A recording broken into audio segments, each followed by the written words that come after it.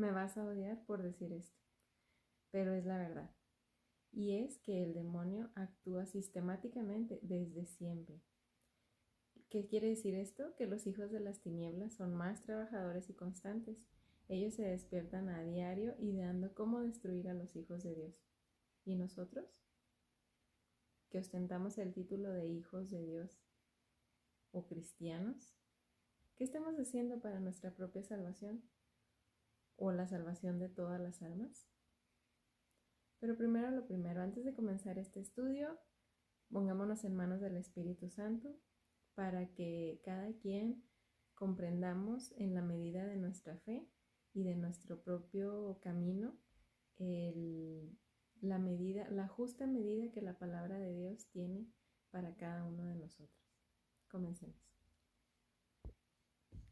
En el nombre del Padre, del Hijo y del Espíritu Santo. Amén. Ven, Espíritu Santo, cólmanos con los dones del conocimiento y la sabiduría. Fortalécenos, te lo pedimos con la gracia celestial, para que podamos grabar en nuestra mente, atesorar en nuestro corazón y practicar en nuestras obras todas las enseñanzas de tu santo libro que nos conducen a la salvación. Amén. Pues bien, ahora sí, ya habiéndonos puesto en manos del Espíritu Santo para comenzar este estudio, recordemos que estamos haciendo este estudio para preparar nuestro corazón como tierra fértil que va a recibir la semillita de la palabra de Dios en la próxima misa dominical, el domingo 22 de febrero, primer domingo de Cuaresma, donde el mensaje central será Jesucristo afrontando el mal y nosotros junto con él.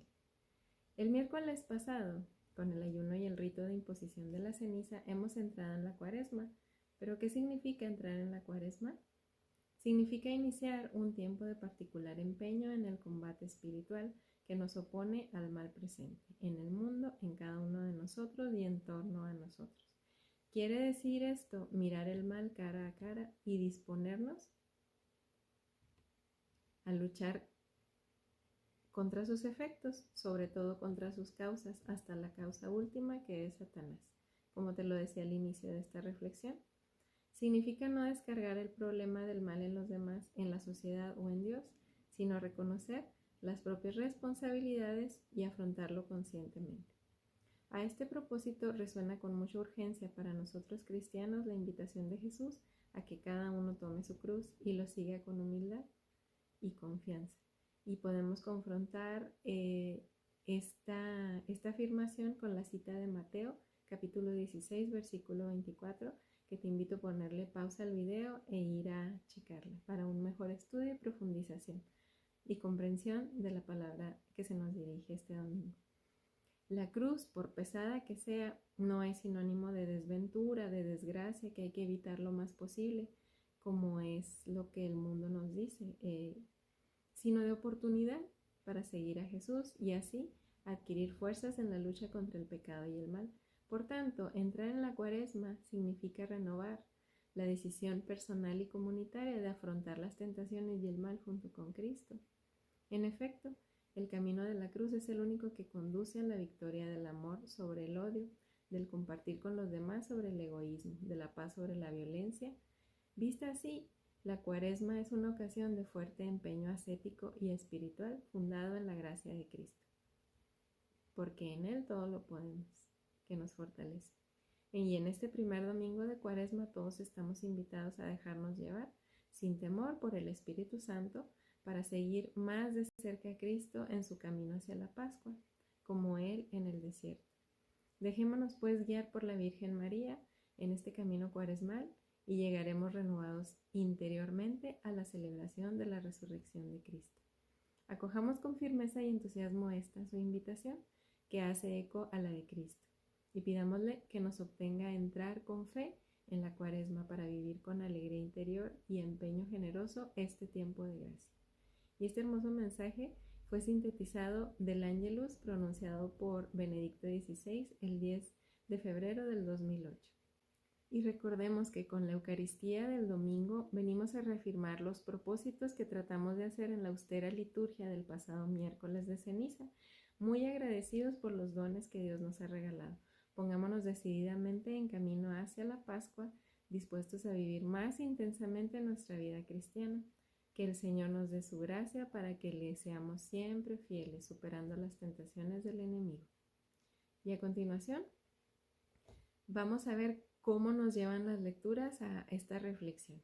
En la primera lectura tomada del Génesis, capítulo 2, versículos 7 al 9 y capítulo 3, versículo 1 al 7, vemos cómo este pasaje nos propone el relato de la creación del hombre y de su primer pecado. Y lo hace, por cierto, uniendo dos fragmentos distintos de diferente capítulo y de esa tan original y expresiva narración bíblica.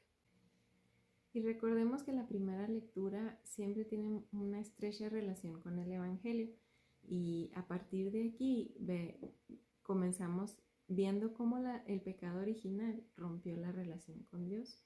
Con vivas imágenes propias de un relato popular, el Génesis narra cómo el pecado introduce el sufrimiento y la muerte en la creación, donde todo era muy bueno. Al crear al ser humano a su imagen y semejanza, Dios estableció una alianza de amor con la humanidad. El amor nace libremente del corazón y no puede forzarse. Por eso, cuando Adán y Eva desobedecen a Dios, rompen su relación de amor con Él, cometiendo el pecado original, que fue el primer pecado de la historia. De esa primera separación de Dios se deriva nuestra tendencia a usar mal la libertad y a no responder positivamente a su amor. El pecado nos aleja de Dios al preferirnos a nosotros mismos sobre Él, lo que tiene consecuencias de sufrimiento y muerte para nosotros. Pero el bien y el amor de Dios triunfan sobre el mal, como lo presenta la derrota que sufrirá la serpiente, símbolo del mal por medio de la descendencia de una mujer. No te dejes abrumar por el mal que hay alrededor de ti, porque Dios envió a Jesús justamente para liberarnos del pecado y darnos la vida eterna.